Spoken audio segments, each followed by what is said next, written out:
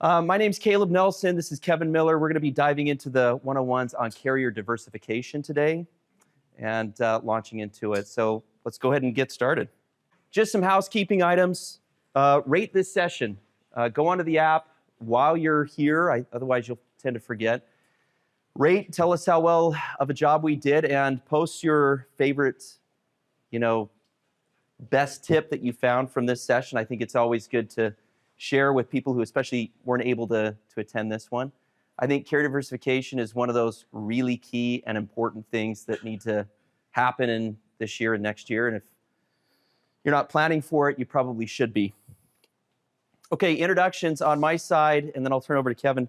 I'm Caleb Nelson, co-founder of Sifted and Chief Growth Officer. You gotta love these made-up titles, right? Chief Growth Officer probably didn't exist 5 years ago.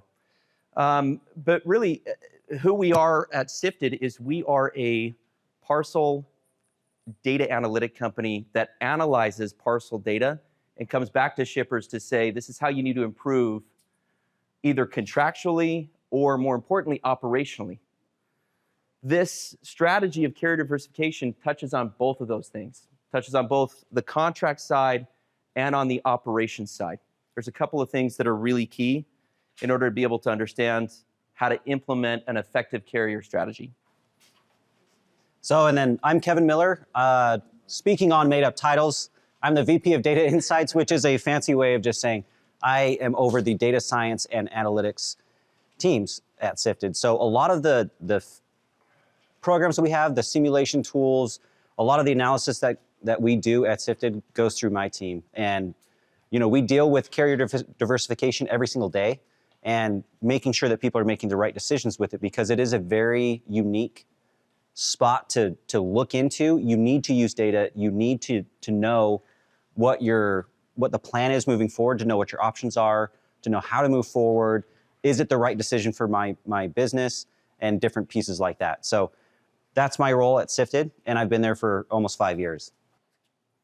Okay, so we're gonna be diving into how to use your parcel invoice data, what to look for in that, identify some really important KPIs to then make better informed decisions on carrier diversification, creating swim lanes within your carrier network, and identifying what carriers want what kind of business, and then managing that process once you've got it up and going. And I'm talking about your tier structure and be able to make sure you're not falling off of tier. I think the big concern, I talk to shippers every single day about this, is, yeah, but if I give some of my business to other carriers, I'm gonna lose some of the discounts that I've worked really hard to get.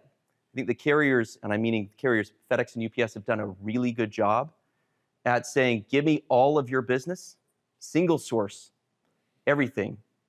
I think that is going away. I think putting all your eggs in one basket adds nothing but risk and some excessive costs that you might not need to incur. So let's dive into a couple of different ways of why we need to diversify. The COVID constraints, I think, really propelled this and put this, duopoly of FedEx and UPS that kind of acts like a monopoly into the spotlight. And I'm sure that there's shippers in here that have gone through stresses of a possible UPS strike, additional risk associated to, is my business going to get shut off? Can I get my packages picked up? Or even just during peak, where you have shipments that you might have volume caps on. So either where FedEx or UPS are saying, hey, you've given us enough business for this week, we're not going to be able to pick up your freight. It's an unbelievable kind of growth limiter to your business, and that's something that shippers didn't need to go through 10 years ago, but that are happening kind of on a regular basis, especially as volumes tend to increase over peak season. Not only that, but you've got a number of players that have entered the space and have really grown to offer not a one-for-one service to a FedEx or a UPS, but definitely creating swim lanes in those carriers to peel some of that business away from your FedEx or UPS to give to some of the additional carriers that are out there. You've got a number of carriers that are here that I would highly encourage you guys to meet with and talk to. They're probably in the exhibition room. And their networks look totally different today than they did 5 years ago. We'll jump into a couple examples of what that actually looks like. But ultimately, the three things that we want to walk away with carrier diversification is, number one, reduce your risk. Number two, improve your transit time. And number three, reduce your cost. If we can nail two out of these three, it's a win. If we can nail 3 for 3, it's a home run. And there's many times that you can nail 3 for 3. All depends on your business and the data in your business. Kevin's going to talk a little bit about the metrics in your data that you need to be identifying as your KPIs to then kind of reverse engineer what does a carrier diversification model look like in your own organization. Right. So as I kind of mentioned earlier, data is super important for carrier diversification, because as you're peeling volumes away from one tier, you want to make sure that you're not jeopardizing discounts in the tier that you're at with your current carrier. You want to make sure that the decisions that you're making are going to make the impact that you're expecting them to, and then tracking that, making sure that you can track that, because it makes you look like a hero for saving more money. It makes, you become a subject matter expert with the different pieces. So there are a lot of different metrics that we look at when we're helping shippers strategize which carriers to go to. Just a couple of examples that we gave are like average cost per zone, looking at your transit days. If transit is important to your business, it's not always important to your business, but if you're shipping steaks across the nation, it's important, right? Looking at your service mix, and not just by zone, but also by state, because some of these regional carriers will offer great options, but only for specific states. So making sure you know where your packages are going, if you have multiple warehouses, knowing where they're shipping from to. And then your surcharge breakdown or accessorial breakdown, knowing which fees you're getting hit with, because that will also come really big into play as you're looking at the different carriers. Certain carriers will want specific volumes, and we'll give some examples of that, but it's kind of hard to give you like a checklist of, hey, this carrier wants this volume, because it changes. This year already, it's changed twice, and now that UPS has settled the strike piece of it, they're kind of backing off on some of the things that they wanted earlier this year, because they now have to make up some of the costs of that strike. So it is very fluid, which is why we're not going to provide like that checklist. But definitely talk to the carriers out there on the exhibition floor, because you can get a really good idea of what they're wanting. But as Caleb mentioned, we're going to create swim lanes with carriers, and that's the first, after you define some of those key data points that you have, you need to know what swim lanes you might be able to peel off from your carrier. So knowing what the carrier preferences are. Some tips on how to know what they are, because it is really difficult to know that sometimes when it's so fluid, is to stay on top of some of the news, read some of the parcel articles that come out with a lot of the different media outlets. You can start to see what the carriers are doing, especially UPS and FedEx, where lately they do not want what we call ugly freight, which is heavy, it's in a weird package, it doesn't fit neatly in a truck. They are hitting that hard with all of their announcements, with their demand surcharges, things like that. So knowing which products of yours might match other carriers is really important. And we'll give you some more examples here later, but just knowing and keeping on track of those announcements that come out is really important. Making sure that they have the right network for your business. A lot of these regional carriers like LSO, OnTrack, they don't service every single state or every single customer base. But as Caleb mentioned, 5 years ago, they were servicing a lot less states. Now in 2023, they're expanding, and they're expanding fast. And then we have new people coming in too, like Amazon or some of these other big players that are coming to the market. So carrier diversification is going to be even more important. And then making sure that you know if you can place those volumes into those different swim lanes or buckets, and knowing which carriers would offer competitive rates for those swim lanes. So here's just an example. If I'll just kind of swing over here, of what might be This is a very simplified version of it, but you can do different variations of this where you can break it down by the weight breaks that carriers generally like to see. We generally see them kind of go into like 10-pound buckets, but sometimes with under 10 pounds, you want to break it into 5-pound buckets. So 1 to 5 pounds, 5 to 10 pounds. But knowing what your services are, knowing how much international you have, just breaking it down into, what are my weights? Do I have international? Is transit important to me? Knowing where and how fast they're getting there. And then if you have multi-weight, that's also a really important metric also to follow. So just a really simple example of how you can segment some shipments. So let me give you a couple of examples of some swim lanes that we use to help with this strategy. So for our e-commerce lightweight shippers, where I'm talking about anything under 1 pound, they're going to residential locations, and they're low cube, meaning they're in a nice, pretty box, right? They're not anything too crazy. So there are several different options. These aren't all of the options. I just don't want to throw, like 30,000 things on a slide here. So talk to a lot of other carriers that are here too. But UPS offers SurePost, and UPS and FedEx do the same thing. But under 1 pound, it's a flat price, right? So that's actually pretty nice if you're shipping stuff and you just want to know what the price is.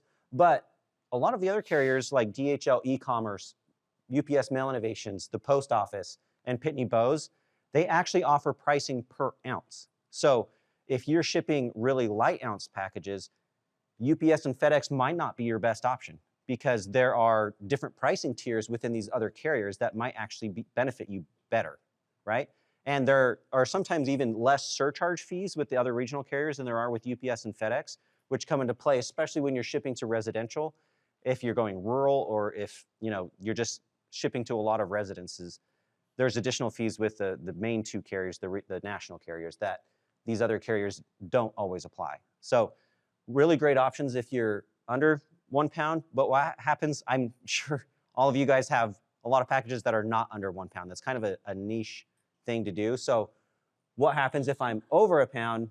I'm still shipping residential and I still have a pretty box, right? You still have some great options. UPS and FedEx, again, I know you guys have seen this before. SurePost and Ground Economy, they do go above the 9 pounds, but if you're shipping Ground Post and Economy above 9 pounds, you're actually they don't want that volume in those services, so they'll charge you more than if you just went through the ground, residential, or the home delivery services. So that's why I kind of put the weight breaks there. If you're under 10 pounds, SurePost, Ground Economy are great options. If you're anywhere up to 150 pounds, UPS and FedEx are great options. But if you have other swim lanes too, where you're 1 to 5 pounds, DHL e-commerce. If you're 1 to 70, USPS will take it. But ideally, they want anything under 25 pounds. So they do have options over 25 pounds, but they're not always competitive. It really depends on the situation. Pitney Bowes does great for 1 to 5 pounds, and On Track is now at 1 to 50 pounds, and they cover 80% of the nation. So there are a lot of different, oh yeah. I just wanted to dovetail on your comment about the swim lanes for FedEx and the Ground Economy, and the SurePost is in the same situation. So there's a rate penalty as you get into the 10th pound and beyond. Absolutely. As you mentioned, and just speaking from personal experience here, it's really important if you're thinking about deploying those carriers that you really know your DIMs. Yep. Yeah. Because you can ship a box and it's like, oh, it's 7 pounds, it's going to Ground Economy, and then you get your charge back, it's 12, Yes. It's dimmed out to 12, and now you paid, quite a bit more for 2 days slower, right? That's a bad solution, right? So yeah, exactly. it's not just knowing your weights, it's also really knowing your DIMs. Yes. Absolutely, yes. DIMs are very important, and like you said, because it can absolutely change the picture. So knowing your data is going to be vital. Understanding your carrier invoice data set, not necessarily what the shipment went out as for physical weight, but what it was billed as, I think is really, really critical in order to understand it. So these weights are really billed weights, and not necessarily physical product weight. Absolutely. Okay, so a couple of different examples here of we're talking about kind of different KPIs to look at once we have some of that data analyzed. Oftentimes we run these analysis frequently, and there are bad analysis. This is a bad analysis, and one I'd like to display. It's color-coded by zone here. So the darker the color, the higher the zone. This particular example their top 3 zones, might not be able to see it, it's categorized by number of packages. So that's the top zones that they ship to are 8, 7, and 6. It doesn't get much worse than that. They've got 1 shipping location out of Valencia, California. This is a $2.6 million shipper. Average weight is just under 6 pounds.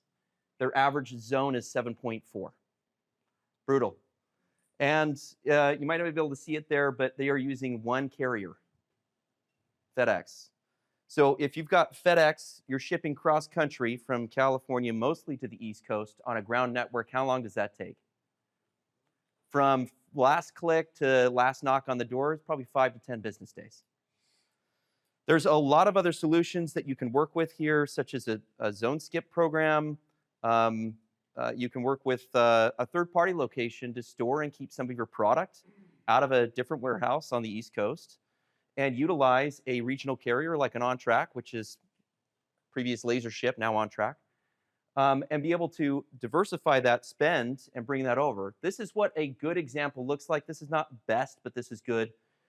Top 3 zones are 5, 6, and 4. Their average zone is a 5. They are using 2 carriers.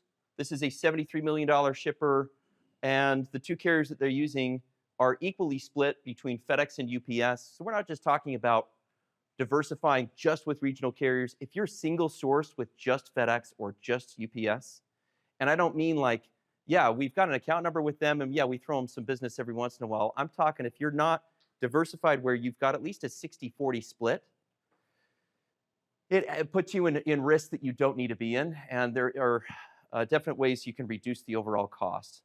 But this example has multiple shipping locations, and you've got 2.6 million shipments going with FedEx, 2.4 million shipments going with UPS. That's a good carrier diversification strategy that this example has brought in. Another thing I want to touch on, I know this changes quite a bit between FedEx and UPS and where those shipments are originating from, but if you've got the World Port facility for UPS in Louisville and FedEx's Memphis facility, and if you look at express shipments and how those shipments tend to travel, and you think of it from number of miles on a particular shipment. Here's an example out of Southern California going to Salt Lake City, Utah. FedEx, 3,275 miles for delivery.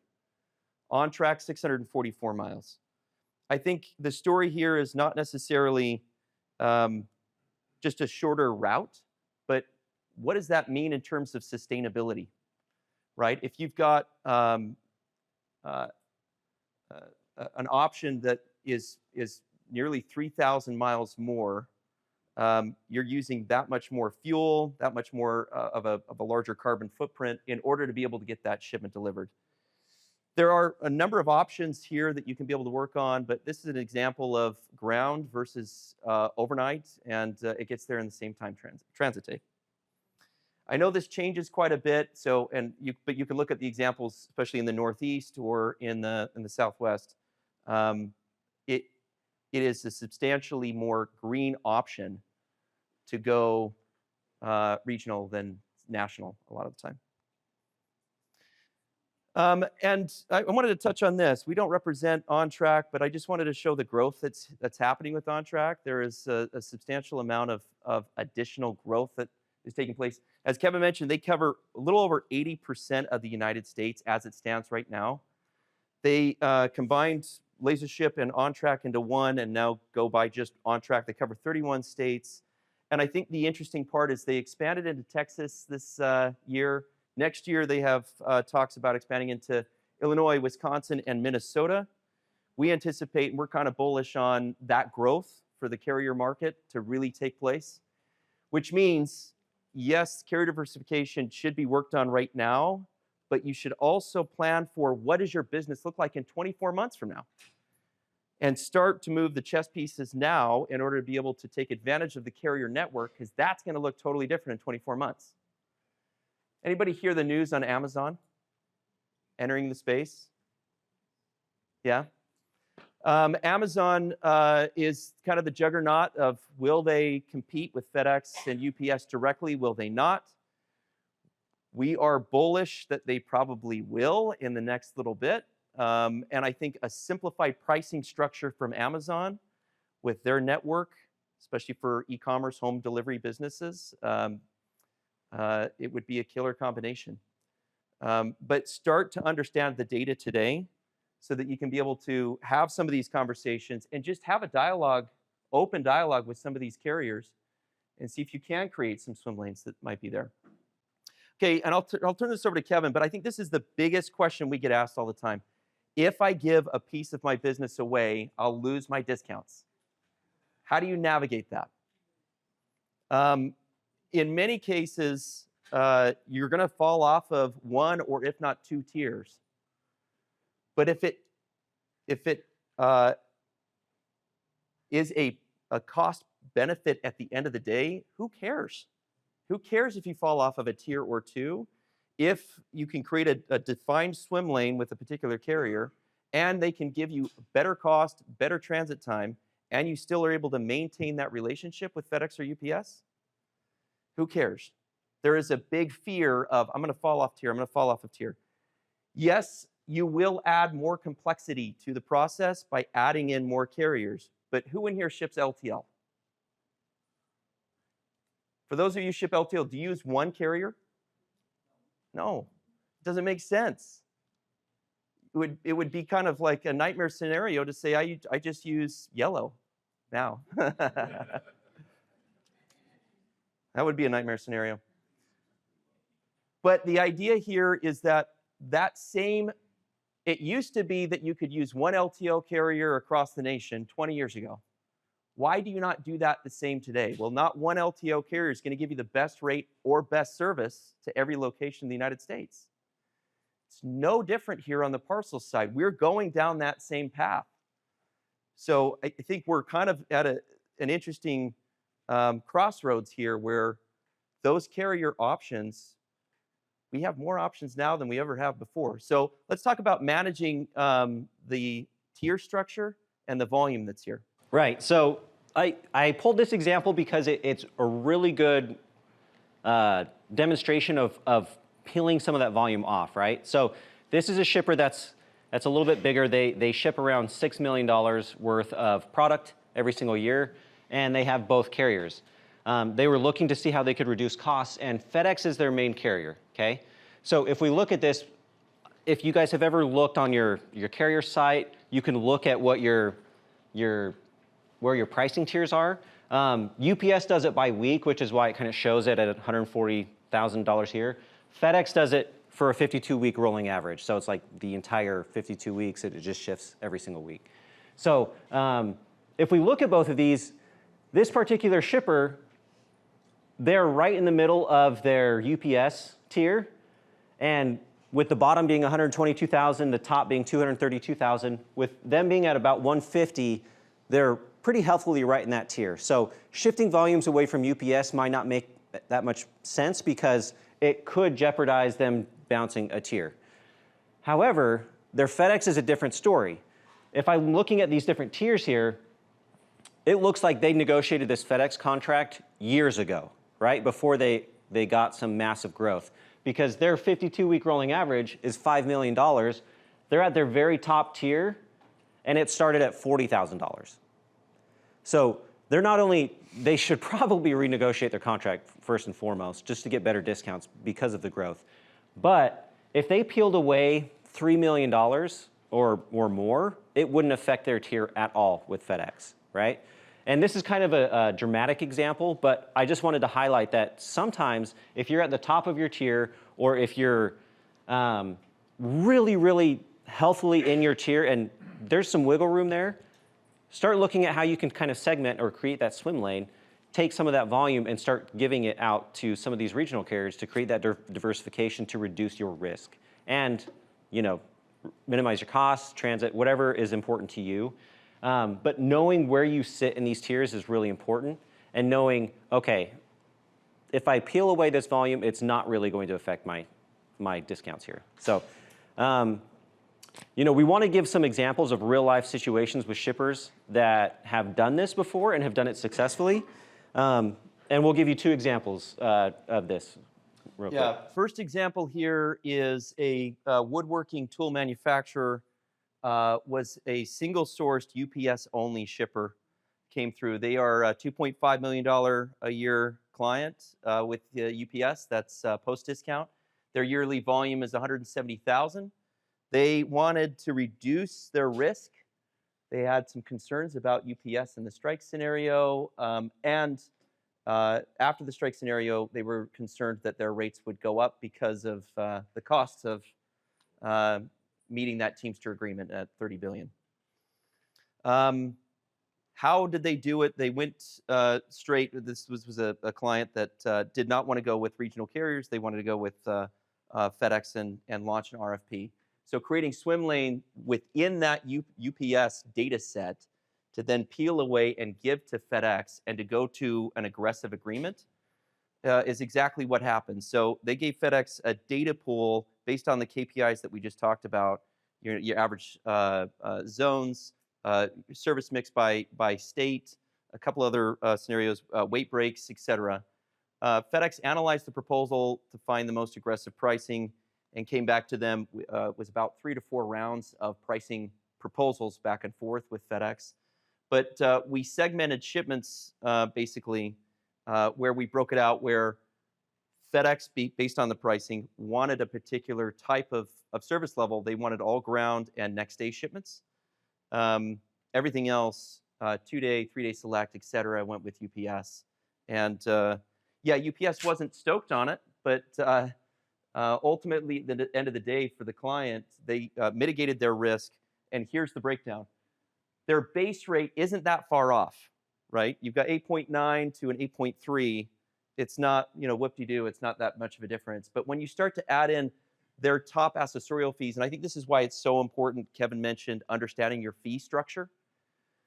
What are your top 3 accessorial fees, and how does that impact your total overall cost per pack? And then negotiate it based upon that. So additional handling, 11.7 to 9. Peak fuel dim divisor was huge at 194 to a 225. But ultimately, it netted at $27.95 on average for UPS compared to $22.11 for FedEx. It's a huge home run for this particular client, and they were really excited to be able to do it. The contract to date savings is about $170,000, $43,000 over the quarter. And I think this is really important, understanding your effective discount. The discount that the carrier gives you versus what actually hits your invoice as the effective discount, 2 totally different things. To understand your effective discount and compare effective discount to effective discount, that's how you want to measure it. Not, well, UPS is giving me a 55% discount off of this weight break in ground, and FedEx is going to give me a 56% discount. It's the net effective discount that really matters at the end of the day. So this is 5 months prior to shipping versus 5 months since diversifying. Shipping spend down was $10,000 with monthly volumes up 1,000, 1,200 shipments per month. So shipping more, spending less. That's a winning combo. It's awesome. Average cost per pack was down almost $2. Right. So that was an example of a smaller shipper. Let's go into a really big shipper. We had an e-commerce retailer, about $35 million in spend every single year. They were a UPS only shipper, but they wanted to diversify because they wanted some flexibility with their lightweight packages with a particular division. So there was one specific division that they realized, hey, they're just shipping stuff under 1 pound all the time, and it's a lot of these packages.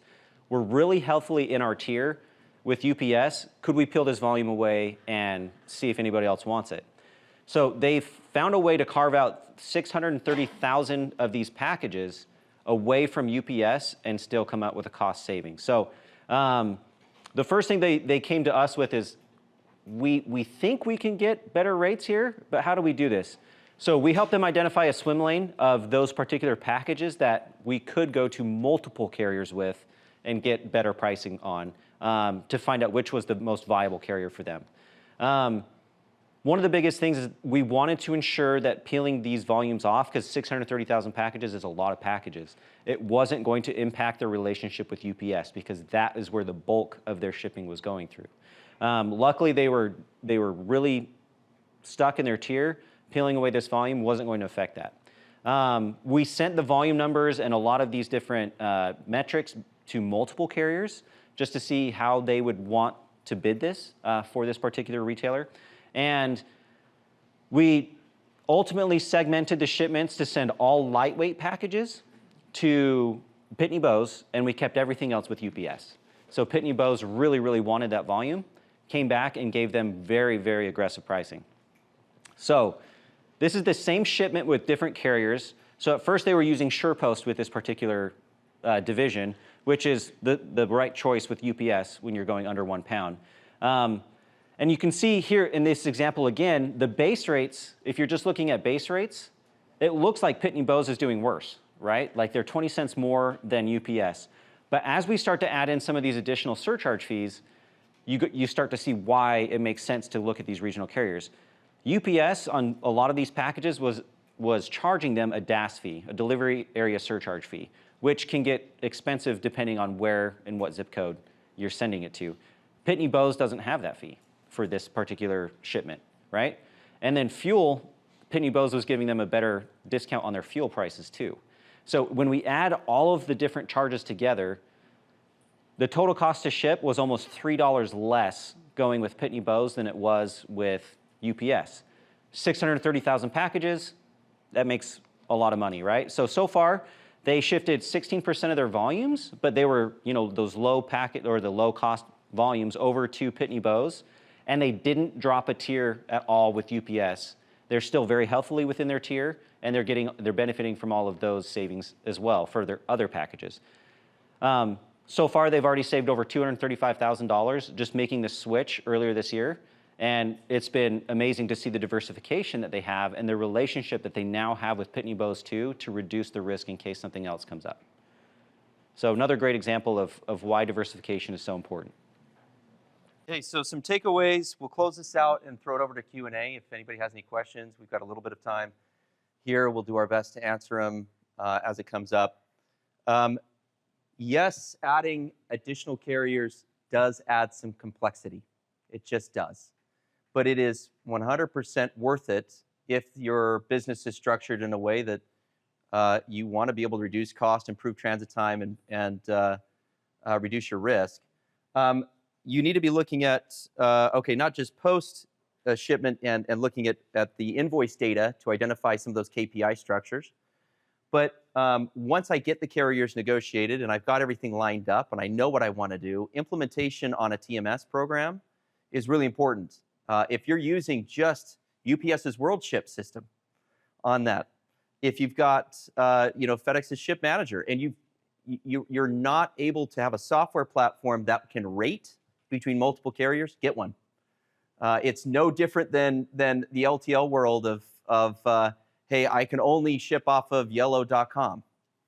It doesn't make a ton of sense, and it doesn't grow with your business. Having an option to use either a system that can re-rate multiple carriers, I think is really important. And there are plenty of good TMS providers here at the show to have some good conversations with. Warehouse, training employees to understand this shipment goes with this carrier and creating a routing guide. Again, no different than routing guides with LTL. If you're doing it on the LTL side, it's easily applicable here. RFPs, and we've kind of covered that, of launching and creating some swim lanes.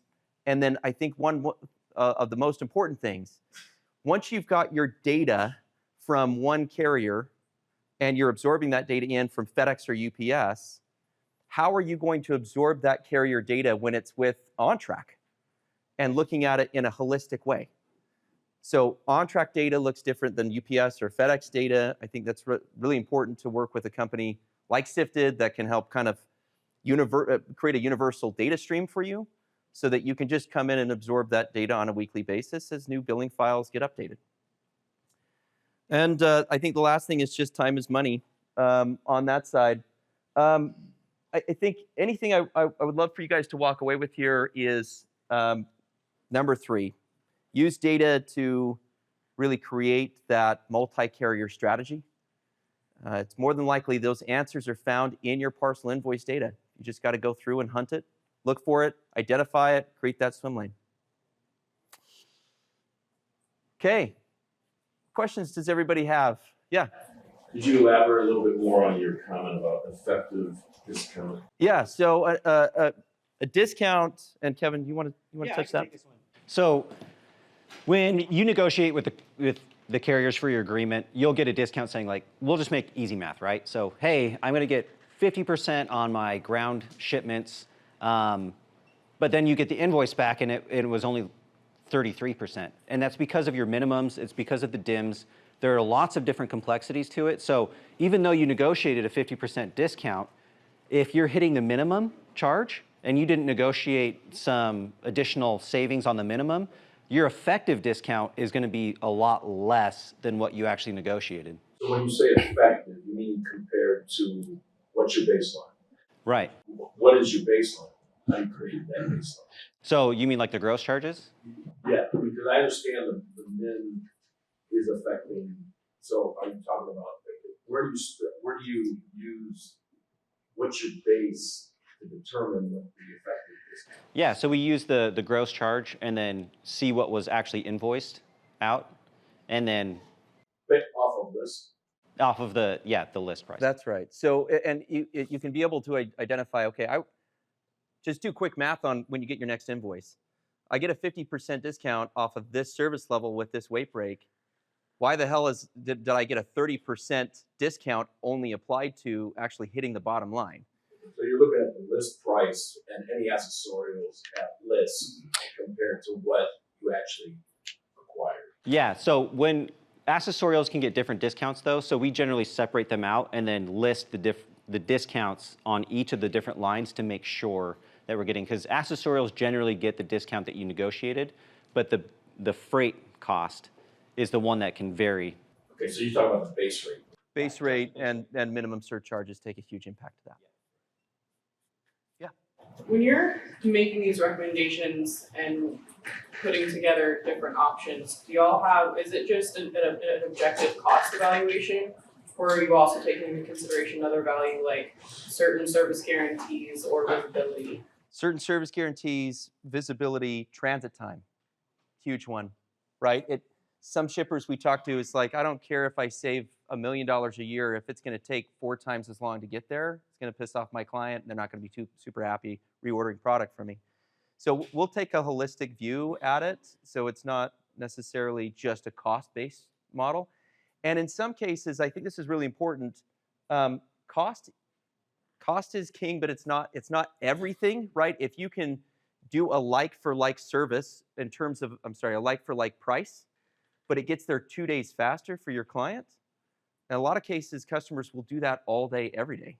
Or if it has better technology or better visibility behind it, they'll often pick that option too.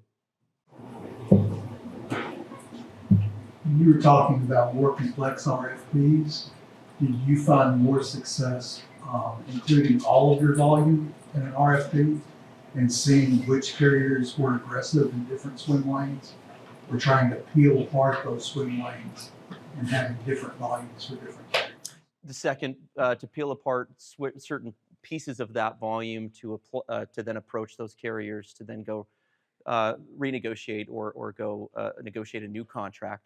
A lot of the time, it's conversations with carriers to say, what is attractive business for you? What business do you want? And then if you've got a kind of a key that they're looking for that fits their lock, that's kind of a money situation for the RFP. Yeah, and I would also say that when we have shown the carriers all of the volumes, they generally will just want to take all of it. They get really, like, it's like that, whoa, I need everything here. Like, I don't want to segment this out. So it's kind of like an all or nothing type pricing. So creating those swim lanes, you only give them visibility into what you want them to have visibility into, and they can then price it more aggressively for that particular swim lane. So there is the risk there too. You guys spoke earlier to sort of analyzing where you are in your tiers and peeling off the volume that you can afford to peel off.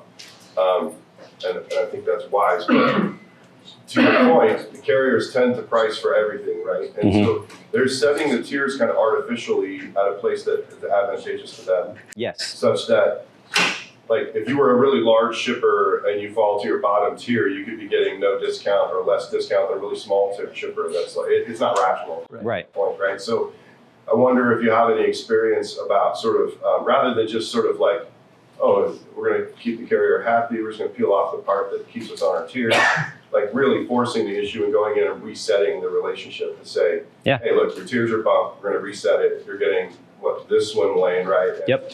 so have you had any experience in actually going in and sort of forcing it through an RFP? Yes, 100%. Some tier discounts just need a reset. They were one-sided to begin with. Yeah, that's right. And so identifying, okay, what is an aggressive tier structure that is reasonable, I think is really important. In the example I went through, that client fell off 2 tiers with UPS when they gave that business to FedEx. And they still are able to save a substantial amount, $170,000 over that course period of time. So falling off of tier isn't the worst thing, but if it goes below that line in the sand that you're saying, look, I cannot fall below this tier, go renegotiate that tier structure with your incumbent carrier, with FedEx or UPS. Yeah, I think the threat of, okay, maybe you were 100% and I'm offering you 70-30 split, and the threat of, look, you could be the 30 in that conversation. Right. If you want. Like that's probably the most effective Yep. thing that I've seen. But. Awesome. Well, thank you everybody for your attendance here. We're in the booth on our side in Sifted. Appreciate it. Thank you guys. Thank you.